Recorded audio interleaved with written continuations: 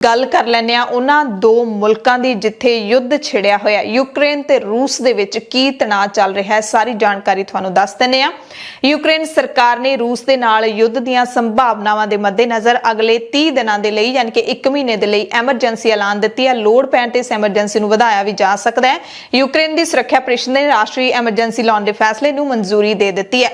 Ukraine ने अपने नागरिकां नूं तत्काली प्रभाव दे नाल रूस छड्डण दे लई कह दित्ता है। यूक्रेन सरकार ने अपने रूस की यात्रा ना करन दे भी हुक्म दिते ने। जारी बयान दे विच कहा गया है कि रूस वालों हमला करन दीआं वध रहीआं संभावनावां दे मद्देनज़र रूस विच मौजूद लोकां नूं कौंसलर असिस्टेंट उपलब्ध नहीं करवा सकणगे। यूक्रेन सरकार दे इस कदम दा असर उन्हां लखां लोकां ते पवेगा जो इस वक्त रूस दे विच ने। कोई पढ़न लई गया होया, कोई अपने रोजगार दे लई गया होया, कोई किसी तरीके दे नाल रह रहा है। मंगलवार रात तक तकरीबन 242 भारतीय नागरिक भी विशेष उड़ान दे राही यूक्रेन तो दिल्ली पहुंच गए ने।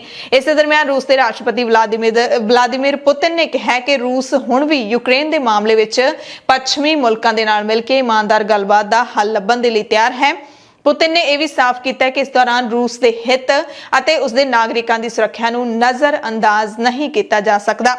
आस्ट्रेलिया ते न्यूजीलैंड ने रूस के राजदूतां नूं तलब किया है। दोवां मुल्कां दे विदेश मंत्रालय दे वल्लों रूस के राष्ट्रपति दे हाल ही विच चुके गए कदम ते अपना विरोध अते इतराज जताउण दे लई राजदूतां नूं बुलाया गया है। इस दरमियान रूस ने यूक्रेन की सरहद ते फौज भी वधा दित्ती है। अमरीका की एक space technology company max technology ने कई सैटेलाइट तस्वीरां जारी कीतियां ने जिहदे विच दावा किया गया कि पश्चिमी रूस दे विच फौजियां दी नवीं तैनाती हुई है। उपकरण भी लाए गए ने। यह भी दावा किया गया है कि 100 तो वध गड्डियां भी दक्षिणी बेलारूस दे विच देखियां जा सकदियां ने। सारे इलाके यूक्रेन की सरहद दे नेड़े ने।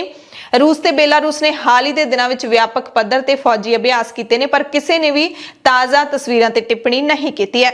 व्हाइट हाउस ने भी स्पष्ट कर दिता है कि अमरीकी राष्ट्रपति जो बाइडन रूस के राष्ट्रपति व्लादिमीर पुतिन दे नाल शिखर सम्मेलन दे विच हिस्सा नहीं लैणगे। इस दरमियान अमरीकी विदेश मंत्री एंटनी ब्लिंकन ने भी वीरवार नूं अपने रूसी हमरुतबा दे नाल होण वाली बैठक नूं रद्द कर दिता है। उन्होंने एक बयान दे विच कहा है कि हुण इसका कोई फायदा नहीं है क्योंकि अमरीका मानदा है कि रूस ने यूक्रेन ते हमला शुरू कर दिता है। आस्ट्रेलिया के प्रधानमंत्री स्कॉट मॉरिसन ने दावा किया कि यूक्रेन उत्ते रूस का हमला प्रभावी रूप से शुरू हो चुका है बिना किसी वजह अते पूरी तरह दे नाल अस्वीकारणयोग कार्रवाई की असीं निंदा करते हैं। मॉरिसन ने कहा कि बहुत हद तक संभव है कि रूस अगले 24 घंटिया अंदर यूक्रेन ते हमला कर भी सकता है। मॉरिसन ने उन्हां मीडिया रिपोर्टां दा भी जिक्र किया जिन्हां विच कहा गया कि हुण तो ही गोलीबारी दी आवाज़ां आउण लगियां ने। जिवें ਦੀਆਂ स्थितियां बणीਆਂ होईयां ने उस तो लगदा है कि युद्ध शुरू हो चुका है। इस तो इनकार नहीं किया जा सकता।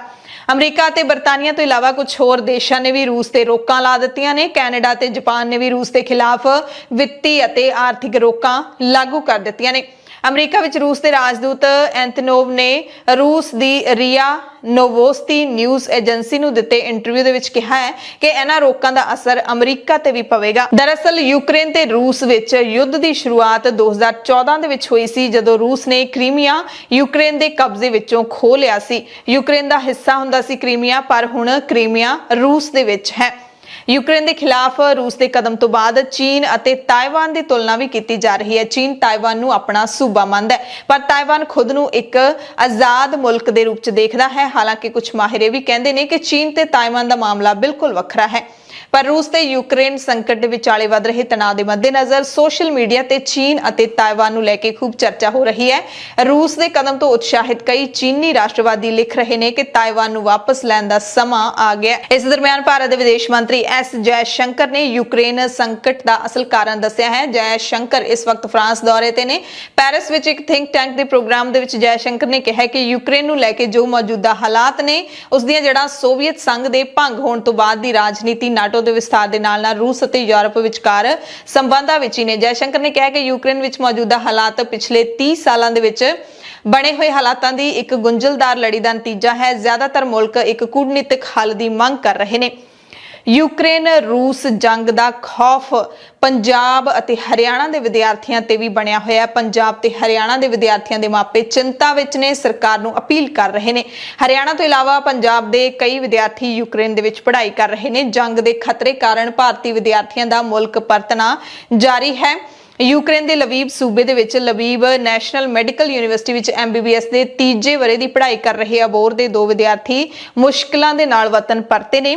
ਪੜ੍ਹਾਈ ਵਿਚਾਲੇ ਛੱਡ ਕੇ ਹੀ ਹੁਣ ਯੂਕਰੇਨ ਤੋਂ ਇਹਨਾਂ ਵਿਦਿਆਰਥੀਆਂ ਨੂੰ ਵਾਪਸ ਪਰਤਣਾ ਪੈ ਰਿਹਾ ਹੈ ਤੇ ਭਾਰਤੀ ਐਮਬੈਸੀ ਤੇ ਕਿਸੇ ਤਰ੍ਹਾਂ ਦੀ ਵੀ ਮਦਦ ਨਾ ਕਰਨ ਦੇ ਦੋਸ਼ ਵੀ ਲਾ ਰਹੇ ਨੇ। ਦੋਵਾਂ ਮੁਲਕਾਂ ਦੇ ਤਣਾਅ ਦਰਮਿਆਨ ਪੰਜਾਬੀ ਨੇ ਜਿਹੜੇ ਉਹ ਕਾਫੀ ਪ੍ਰਭਾਵਿਤ ਹੋਏ ਨੇ। ਕਈ ਭਾਰਤੀ ਵਿਦਿਆਰਥੀ ਯੂਕਰੇਨ ਦੇ ਵਿੱਚ ਨੇ, ਉਹਨਾਂ ਦੇ ਮਾਪੇ ਬੱਚਿਆਂ ਦੀ ਸਹੀ ਸਲਾਮਤ ਵਤਨ ਵਾਪਸੀ ਦੀ ਉਮੀਦ ਲਾ ਕੇ ਬੈਠੇ ਨੇ, ਅਰਦਾਸਾਂ ਕਰ ਰਹੇ ਨੇ। ਭਾਰਤ ਦੇ ਲਗਭਗ 20,000 ਵਿਦਿਆਰਥੀ ਤੇ ਨਾਗਰਿਕ ਇਸ ਵਕਤ ਯੂਕਰੇਨ ਦੇ ਵਿੱਚ ਮੌਜੂਦ ਨੇ। ਵਿਦਿਆਰਥੀਆਂ ਦੇ ਮਾਪਿਆਂ ਦਾ ਕਹਿਣਾ ਹੈ ਕਿ ਉੱਥੇ ਸੜਕਾਂ ਤੇ ਟੈਂਕ ਘੁੰਮ ਰਹੇ ਨੇ, ਫੌਜੀ ਨਜ਼ਰ ਆਉਂਦੇ ਨੇ, ਮਾਹੌਲ ਤਣਾਅਪੂਰਨ ਹੈ, ਬੱਚੇ ਡਰੇ ਹੋਏ ਨੇ ਤੇ ਉਹਨਾਂ ਦੀ ਪੜ੍ਹਾਈ ਵੀ ਪ੍ਰਭਾਵਿਤ ਹੋ ਰਹੀ ਹੈ।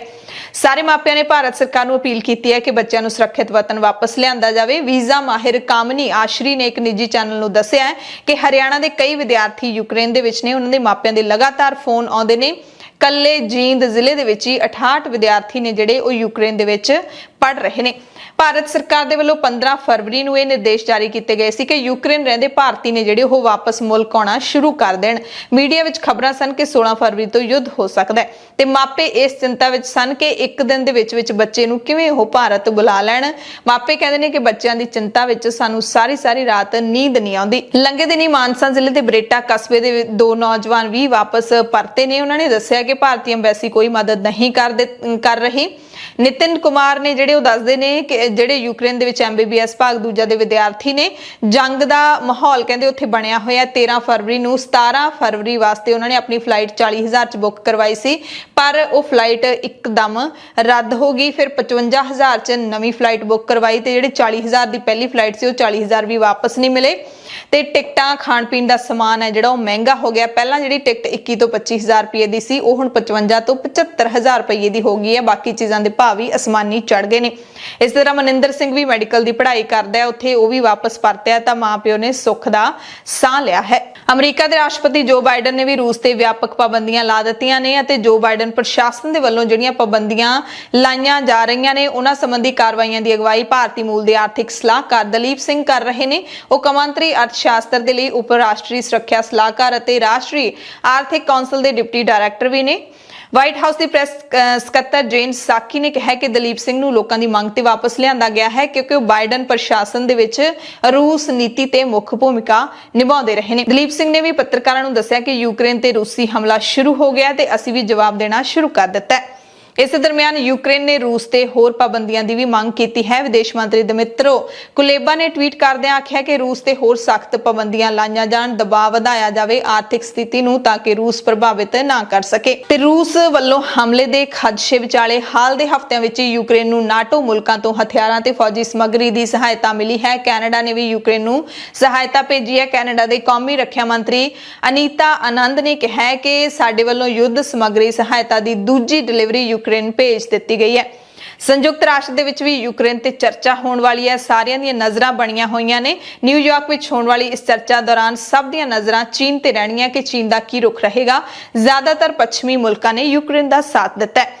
यूक्रेन के विदेश मंत्री ने कहा कि अमरीका ने होर ज्यादा हथियार देने का सानू वादा किया है। विदेश मंत्री दिमित्रो कुलेबा ने रूस के खिलाफ अमरीकी पाबंदियों की प्रशंसा करते हुए इसनू पहला महत्वपूर्ण और मजबूत कदम दस्या है। हालांकि उन्होंने यह भी कहा कि यूक्रेन अपनी जमीन उत्ते अमरीकी फौजियों को भेजण और स्थिति को कंट्रोल करने की मांग नहीं कर रहा। सो रूस ते यूक्रेन दे विच असल मसला की है, इस ते असीं तुहानू जल्दी एक खास रिपोर्ट देवांगे कि दोवें मुल्क ने जिहड़े ओह एक दूसरे नाल युद्ध करन दे लई काले क्यों ने। खास करके रूस यूक्रेन ते हमला क्यों करना चाहुंदा है। यूक्रेन दे किहड़े दो विवादित इलाके बने हुए ने जिन्हां नू रूस हथियाउणा चाहुंदा है, जिन्हां नू स्वतंत्र ऐलान दिता गया है। बुलेटिन दे विच कुछ खास खबरां तुहानू पूरे भारत दीयां दस दिंदे हां। ईडी ने मुंबई अंडरवर्ल्ड दीयां गतिविधियां नाल संबंधित मनी लॉन्ड्रिंग मामले दे विच महाराष्ट्र दे मंत्री नवाब मलिक नू गिरफ्तार कर लिया। उन्हां नू पुछ पड़ताल लई सद्दिया सी। नवाब मलिक ने कहा है उस तो बाद ट्वीट किया कि असीं जितांगे झुकांगे नहीं। अगली खबर यूपी चोणां दे नाल जुड़ी हुई है जिथे चौथे पड़ाव की वोटिंग खत्म हो गई। शाम 5 बजे तक 57.45% मतदान दर्ज किया गया। 9 जिलों दीयां 59 विधान सभा सीटां ते चौथे गेड़ दीयां वोटां पईयां ने। 624 उम्मीदवारां दी किस्मत दा फैसला ईवीएम दे विच बंद हो गया। सुप्रीम कोर्ट ने कहा कि व्यापारिक मकसद दे लई बैंक दीयां सेवावां लैण वाला व्यक्ति खपतकार सुरक्षा कानून दे तहत खपतकार नहीं है। सुप्रीम कोर्ट ने कहा कि खपतकार दे दायरे विच आउण लई एक व्यक्ति नूं इह साबित करना होएगा कि सेवा ਸੇਵਾਵਾਂ ਕੇਵਲ ਸਵੈ ਰੋਜ਼ਗਾਰ ਦੇ ਜ਼ਰੀਏ ਆਪਣੀ ਰੋਜ਼ੀ ਰੋਟੀ ਕਮਾਉਣ ਲਈ ਲਈਆਂ ਗਈਆਂ ਸਨ। ਜਸਟਿਸ ਐਲ ਨਾਗੇਸ਼ਵਰ ਰਾਓ ਅਤੇ BR ਗਵਈ ਦੇ ਬੈਂਚ ਨੇ ਕਿਹਾ ਕਿ ਜਦੋਂ ਕੋਈ ਵਿਅਕਤੀ ਕਿਸੇ ਵਪਾਰਿਕ ਉਦੇਸ਼ ਲਈ ਕੋਈ ਸੇਵਾ ਹਾਸਲ ਕਰਦਾ ਹੈ ਤਾਂ ਉਸ ਐਕਟ ਵਿੱਚ ਪਰਿਭਾਸ਼ਿਤ ਕੀਤੇ ਗਏ ਖਪਤਕਾਰ ਦੇ ਅਰਥਾਂ ਵਿੱਚ ਆਉਣ ਲਈ ਉਸ ਨੂੰ ਇਹ ਸਾਬਿਤ ਕਰਨਾ ਹੋਏਗਾ ਕਿ ਸੇਵਾਵਾਂ ਸਿਰਫ ਆਪਣੀ ਰੋਜ਼ੀ ਰੋਟੀ ਕਮਾਉਣ ਦੇ ਉਦੇਸ਼ਾਂ ਲਈ ਪ੍ਰਾਪਤ ਕੀਤੀਆਂ ਗਈਆਂ ਨੇ। ਇੱਕ ਹੋਰ ਖਬਰ ਤੁਹਾਨੂੰ ਪਾਕਿਸਤਾਨ ਤੋਂ ਦੱਸ ਦਿੰਦੇ ਹਾਂ, ਜਿੱਥੇ ਪੀਪਲਜ਼ ਪਾਰਟੀ ਦੇ ਲੀਡਰ ਰਹਿਮਾਨ ਮਲਿਕ ਦਾ ਦੇਹਾਂਤ ਹੋ ਗਿਆ। ਉਹਨਾਂ ਦੇ ਦੇਹਾਂਤ ਦਾ ਕਾਰਨ ਕਰੋਨਾ ਵਾਇਰਸ ਦੱਸਿਆ ਗਿਆ। 70 ਸਾਲ ਦੇ ਸਨ। ਮਲਿਕ ਦੇ ਪਰਿਵਾਰ ਵਿੱਚ ਪਤਨੀ ਤੇ 2 ਪੁੱਤਰ ਸਨ।